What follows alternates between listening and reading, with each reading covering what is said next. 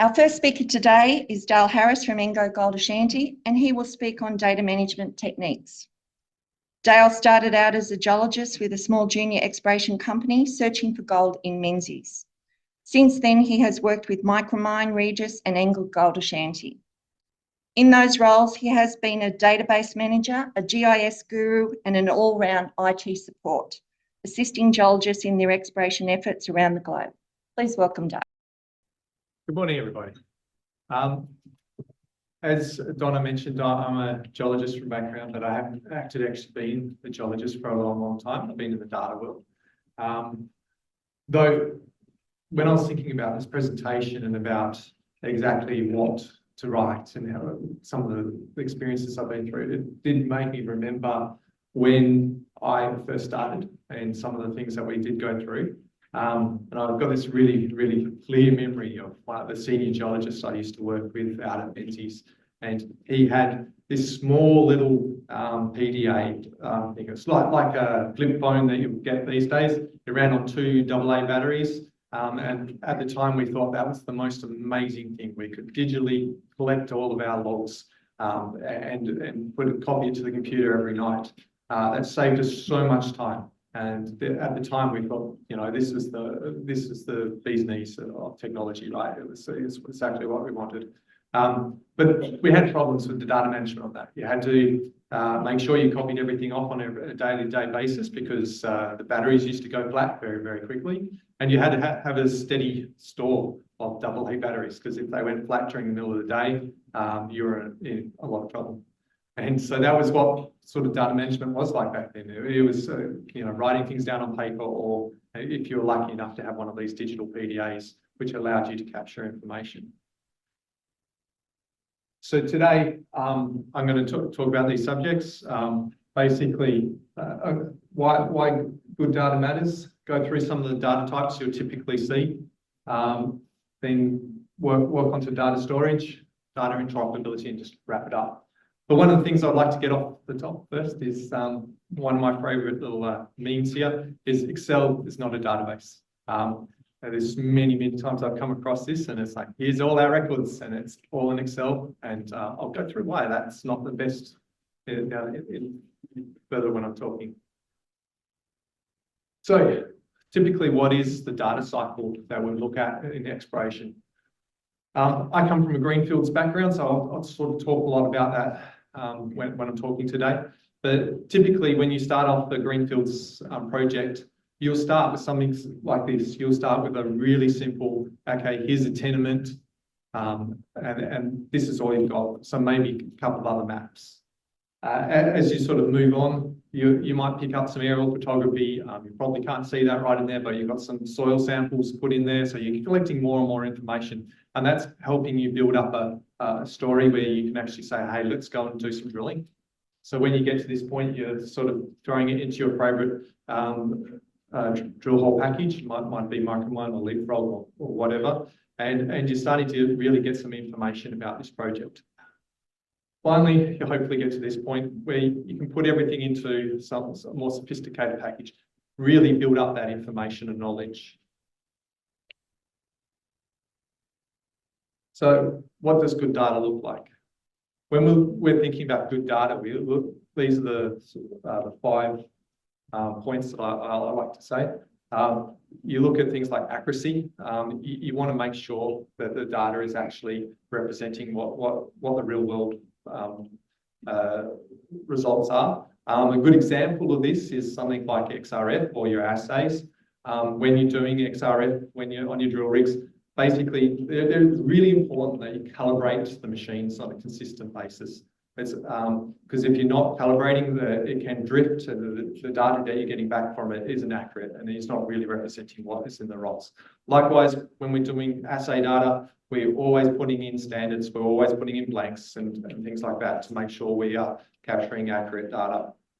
We move on to precision. I like to think about this as we're using the precision on the right sort of scale. For example, if you're looking at sort of RAB drilling or air core drilling, and you're picking up the collar coordinates, GPS of plus or minus 5 meters, that's going to be fine. But if you're starting to do steep terrains and diamond drilling, things like that, you really want that precision up high. So you want sub-meter GPS accuracy, or even better, so you know where it's plotting it up in the real world. Likewise, completeness. One of the things that I really push back on the geologists that I work with is making sure that we've got all the information that we need for that project. Because you're going to make decisions on this data, so you want to make sure you've got everything. So when you're making that decision, you can reinforce that with actual data and facts around it. Consistency, we want to make sure that, but especially on these bigger projects that you may work on, you might go on break while another geologist comes in. We want to consistently capture the same type of data all the way. And then finally, accessibility. No point in capturing all this information, all this data, and not being able to actually get it back from whatever database or wherever you put it. On the converse of that, what does bad data look? What happens when you get bad data? So it really, in the greenfields exploration, it's missed opportunities. Like if you haven't got good data, you might not have picked up that gold anomaly, you might not have picked up that information, and therefore you've missed an opportunity for a mine site. Make costly mistakes. You might, on the reverse of that, you might say, hey, wow, we've got a screaming anomaly here. And I've actually seen this happen in the real world, where you've got sort of like an air core rig and all the gold sort of gone down the hole. So it looked like it was like a 10-meter intercept, but in fact, it was only a 1-meter intercept. And so we've gone back and drilled it, and we spent 100,000 drilling it out, and it ended up being just a single 1-meter intercept and killed the project really quickly. But it also meant that other things came into play as well, things like loss of investor confidence. So all these things due to having bad data can cause project delays and environmental and safety risks as well. So what we can do with, why also this good data matters is that it helps inform decision making. So if you've got good data, you can just basically make good decisions based on that. It reduces risk. This is probably one of the things that is not really realised in the industry as much, but it's becoming more so, is that the amount of data that we're getting now is actually reducing the risk when we look at our deposits as we're going forward. But it's therefore, if we've got so much more data coming in, how do we manage it? How do we handle it? That's becoming really important. So that I think it's really it's something that we're going to see more and more of in the future. Just this greater amount of data actually reducing the risk of projects. Efficiency, obviously, if you can access the data quickly and be able to make decisions quickly, you can get out of a project that you might spend a lot of time on and spend a lot of administration fees and everything like that. So that's really important. And finally, compliance. A lot of the time we need this data to comply with our governmental requirements. So we're constantly sending reports back to the government, and that's part of this whole process. So the data pyramid. So basically, I think this is really important to understand, is that this data that we're collecting, the raw data, which might look like things like geophysical data, your geochemical data, your geological data, that is underpinning all the decisions and everything that you're going to make as you move forward. So what that might look like here is that as you build up, collect data, you're creating information. And that's helping you actually create your geological models and things like that, where those geological models and resource estimates actually build up knowledge, so you can actually do things like your mine planning or have a better understanding of the deposit genesis, which helps with your exploration.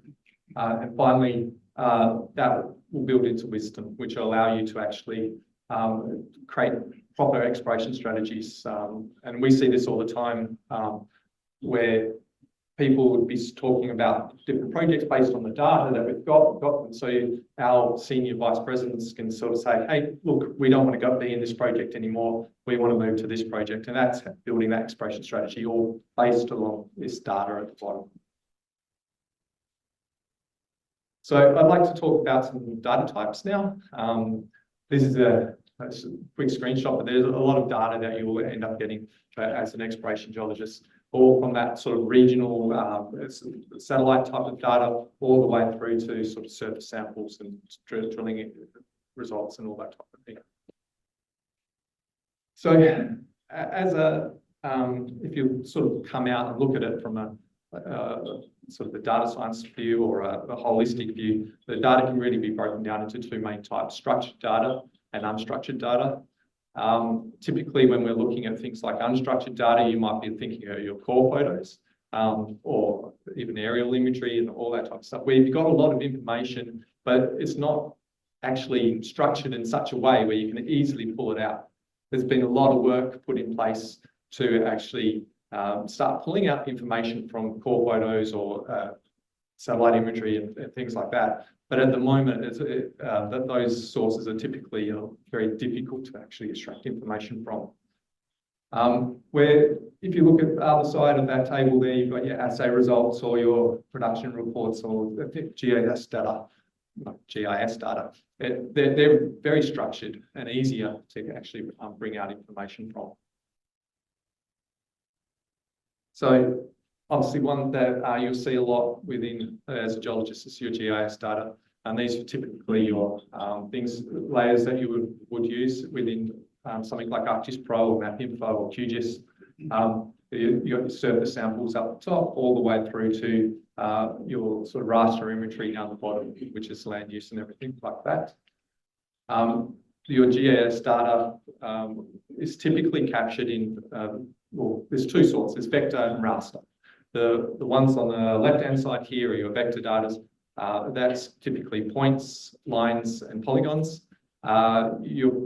If you use MapInfo, which a lot of people still do within the industry, they tend to easily wrap that up into one type of file type, whereas the things like QGIS and ArcGIS typically pull them out to their separate file types. So if you get a shape file from ArcGIS, for example, you'll have it as being either a point or a line or a polygon. It's important to know that they're different types of files and they can do different types of things with them. And then on the right, you typically have your raster files. When you look at your rasters, you've got to remember that it's a grid of values. And you can see this in this illustration up here. Basically, each single cell, which might have a size, for example, I think it's a meter in this one. Each cell is a meter square. That will have a single value. And that value can represent something that's on that surface there. And then typically what you'll see is that if you've got a photorealistic type of satellite image, it'll break 3 grams up into red, green, and blue, and you'll see that on your computer screen as a normal image that you can actually make tell what's going on the surface. What's really important to remember is in your raster, you don't have to have only 3 bands. You can have one band which might typically represent height data. So your surface, your DTMs, are typically anywhere from negative 100 meters all the way up to thousands of meters, depending on the part of the world that you're in. And your computer program, something like QGIS or even the sequence Leapfrog, will actually do different things depending on what those data values are. On the other side of the spectrum, if you look at your Landsats and your Sentinel-2 satellite imagery, that can have 12, 13, 14 bands. Even the hyperspectral imagery that you can get these days can have a couple of thousand different bands. So it's really important to know that information about your raster imagery. Moving on to a different data type, our geological logging. This is typically very, very structured. We use applications to capture this information into a relational database. One of the things that we do on a consistent basis is we have lookup tables. It's really important to have these lookup tables to ensure that between each and the individual geologists that we're getting this consistent naming of different rock types and different objects as well. You would not believe the amount of times I've looked at something and seen a lithology which is essentially the same lithology, just with 10 different names, because over the years, geologists have called it different names. And then you have to go through and try and map all these into a single lithology, which everyone understands. And sorry, the last point that I did want to make on that, these geological logging forms can actually be customized on a per deposit or even on a per drilling type. So we have a lot of flexibility around them, but it is important to note that we want to try and keep that consistency. Another type that you'll typically see, and this is the exciting type that everyone wants to see, is the assay data in the end.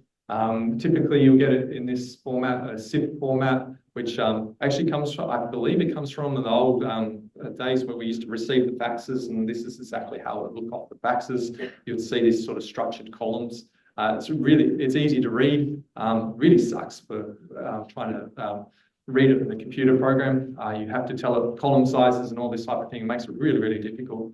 Typically, if we want to do that, we'll look at CSV files. Use CSV because it's a little bit more structured. Then the last thing I wanted to talk about on this subject was the metadata. It's something that we don't do really well. It's something that I'd like to see done better across, not just in the geoscience, but across the whole companies. It's really, metadata is what it means is it's really data about data. It's telling us what this data is. So why is this important? It's got all these things in here why it's important, but really it helps us be able to find data and actually use it again for its intended purpose. Other one that's going to be really important as we sort of over the next sort of 5 to 10 years is this automation, and I'll get onto a little bit about automation. If you know something about your data, you can start to do things automatically and actually distribute it and do some really cool things with the different scripting languages and tools that are available. So what would metadata typically look like? If you look at this one here, I think this is either from Landsat, from a Sentinel-2 image. It's got information on things like the number of bands, where it's from, what projection it is in. You wouldn't believe how much time I've spent trying to figure out a specific GIS data set, which projection that it was in. And only to find out that someone did this in a mine projection that we can't convert to anything useful anymore. So it does. If you know this information up front, it makes it a lot easier. And finally, one of the ones that I see a lot as well is LiDAR data sets. Quite common. This is a point cloud, so basically really high resolution, can be 12 points per square meter type of thing. So you get a lot of information out of this. But it's quite important to understand things like accuracy and what time of year that this was taken and all this type of information. And typically, I'll get from surveyors is, hey, here's 10,000 LAS files. Can you put them somewhere? I say, well, what is it? When did you do it? All this information. They say, I don't know. I just got given it by the contractor. So then I have to follow up and go back to the contractor and actually get that metadata around it, or else in 2 years' time, it's completely useless. And we spent a lot of money with this, trying to collect all this data and not being able to use it anymore. Okay, so I want to move on to data storage now. Data storage, again, is moving. It's changing a lot. When I started, it used to be floppy disk, and that was the only option you had. And then as things have evolved, there's been a lot of different storage media that have come and gone, and you can still find zip drives and things like that that can probably not even be read anymore, where a whole lot of data is being stored on. But typically, what most people would have seen was one of these two types of data storage. The spinning disk hard drive that you would get in your computer, which is less and less these days because they're slow, but did have a little bit of advantage. If your computer died and you wanted to recover some data, you could still have facilities to recover data off of those drives. But now, more and more, most computers will have this SSD type of memory in them, and basically, if they die, they're almost completely unrecoverable. And typically, you might as well just throw it away because you're not going to be able to get anything from it. So what can you do instead?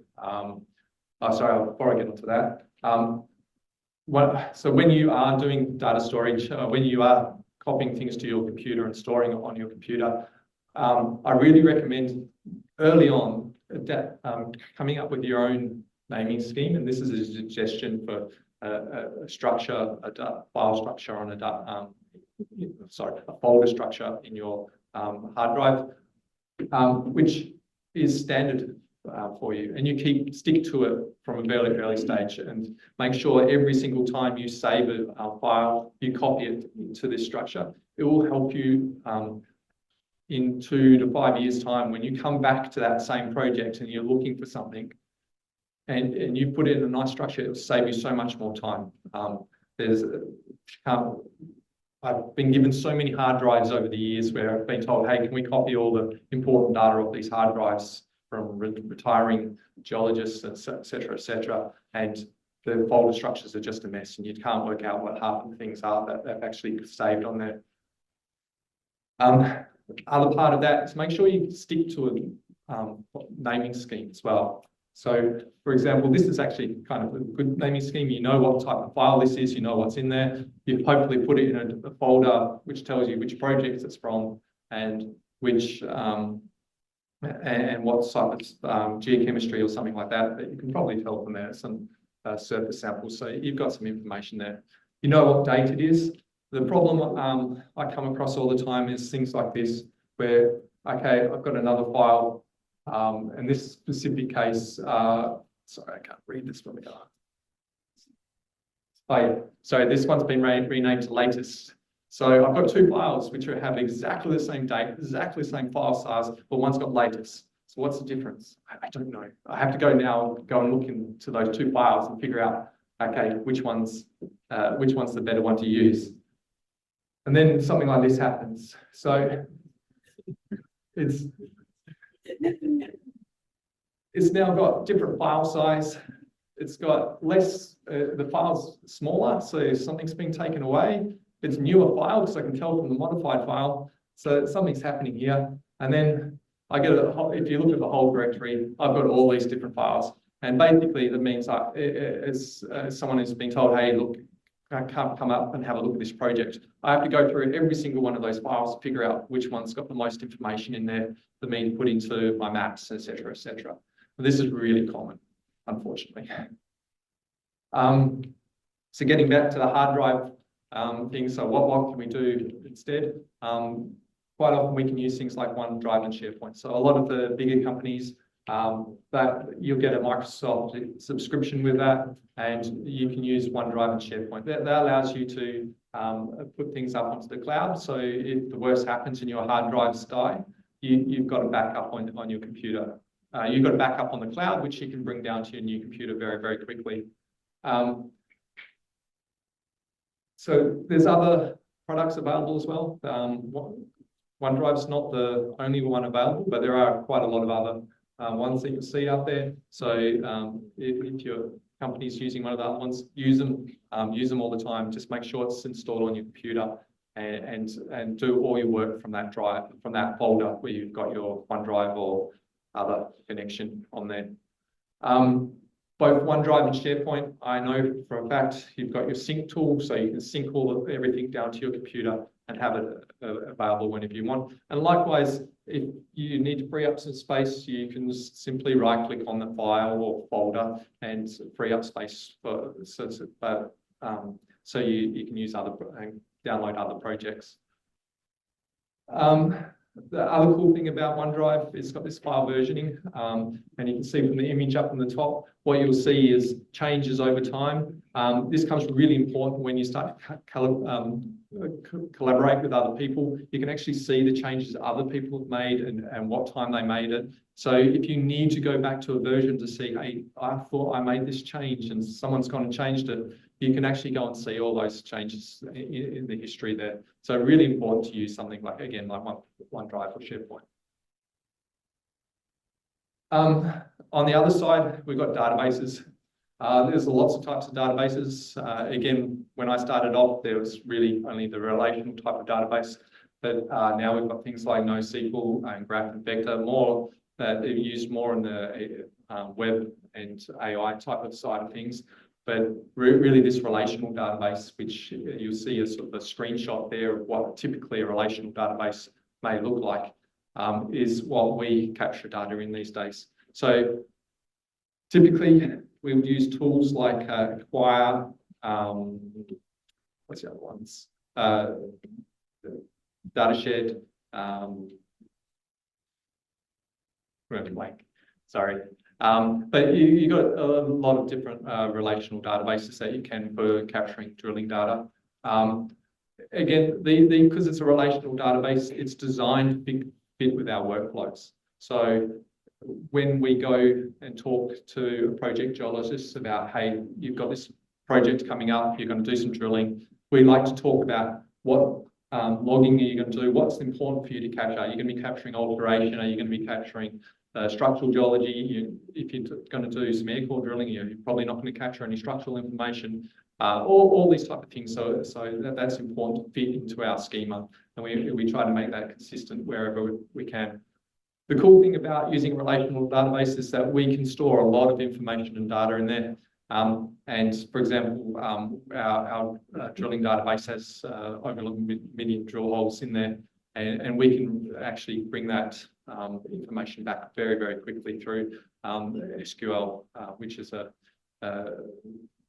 query language that we can use to actually extract data from a database. Now, one of the topics that I really like is data interoperability. So we've got all this data, we've stored it in nice places and locations. How do we make sure that we can use it in different places around the world? Typically, this is what we'd be trying to do, is we'd be trying to get all of our data from all our different sensors and packages and information around the world, so bring it back into our company database. I don't particularly like to do this on a case-by-case basis. I don't want to be, as much as possible, I don't want to be running the same scripts every single day trying to import data in. I'd rather it be all automated as possible. So that's where we look at different packages. But commonly when we're looking at data integration, we're looking at these different file types. The file types that we have here, the CSV file type is the most common. I don't think there's a single package, drilling package or software that we use on a day-to-day basis which can't import a CSV file. The problem with CSV files is that you need to know more information about those files. You need to know what type of field they are. So basically, if you've got something in there that's called depth, you need to tell it that this isn't going to be an integer or a decimal or something like that. You need to tell it's going to be a data field. There's no built-in smarts there. The way the industry sort of got around this and sort of said, hey, how do we fix this problem up where we don't know anything about the CSVs? They went to XML. The problem with XML files is they're really complicated. Fortunately, you can read them on the screen most of the time, but they can be very, very complex and it can be very difficult to use. Finally, something on the end is the JSON file type. This is something that's more and more common these days because they come from a web background. So it's actually a JavaScript-based file, which allows you to actually get information that hasn't got as much information about the data as you typically would see in an XML, but it's got enough, so it makes it easier to actually import the data. And you can use some common programs to do that. So typically, again, if you've got a Microsoft, if your company's a Microsoft house and you've got a Microsoft licenses, the first tool that you might have access is to Power Automate. Power Automate is a really powerful tool. Allows you to grab things from your email, copy it to your OneDrive, do all this in the background while you're having your breakfast. So it's really cool, good for that type of automation. You can also do some manipulation of data, create CSV files or Excel files from that data and do some nice things like that. My personal favorite is FME. It's as ArcGIS, as part of the ArcGIS data interop tool. It's the one screenshot in the background there. It's very GIS related, so it makes it a lot easier. for me and to do my work, and it's got a lot of these GIS tools. Again, the same type of principle. You can build up workflows and have them automatically fire and do things for you. So, and typically we have them running every single day, and they're doing multiple different things like sending emails and such to multiple people around the company. Another free one that's not free one, but another one that's available online is Zapier. That is really useful as well. And Python is a free one that you can use, which is really worth learning how to program in Python. It's quite easy to learn. It can be really powerful to actually do a lot of data manipulation in the long run. So the actual engine behind FME is all Python. So if you combine those two together, you can do basically anything you want when it comes to data manipulation and things like that. Just wanted to talk about some of the data sources that are available. If you look at any of the states in Australia, they all have different geological groups, geological departments of mines around Australia, and they all have data accessible to freely available. And they're all available in different formats. I mean, the WA one has some nice things around shape files and all that, but some of the other sites have different ways of connecting to it, but it's all there. You can bring it into your applications really, really easily. So the other one is there's some more international ones as well. So you can grab some satellite imagery. There's a lot of free satellite imagery. There's a lot of free SRTM height data for all around the world. So make use of all these different data sources. If you combine that with some of the scripting tools, you can actually automate updates for your GIS data very, very quickly. One of my personal favorites that I use all the time is this Sentinel-2 hub. They basically do a satellite imagery every 5 days over most places in the world. And again, like I was saying before, they have multiple bands in there, so you can actually extract things like vegetation and water and everything for your use. So in summary, just if you can take away these 3 points, really important decisions are made from your data. So if you're collecting it, collect it properly in the first place. It saves you heaps of time. Second, use the appropriate storage methods. So make sure you're using something like a cloud service to back up all your data. It will save you in the long run. You never know when your computer is going to die, and it's very. I can't reinforce that enough. I've seen it's happened so many times that using something like OneDrive does save time. And finally, automation when you can. It is really powerful tool that you can use as you're going forward. And one last thing, Excel is not a database. Do not use it as a database, but it is a really cool analyst tool. So if you want to make some really good, pull out data from your database and create some really good tables and full information from that, use it for that. As a bonus benefit, if you've learned Python, like I suggested before, the future versions of Excel are going to have Python in there as well. So you can then start doing Python within Excel, which is just going to be a different level for doing an analyst in there. So, yeah, thank you.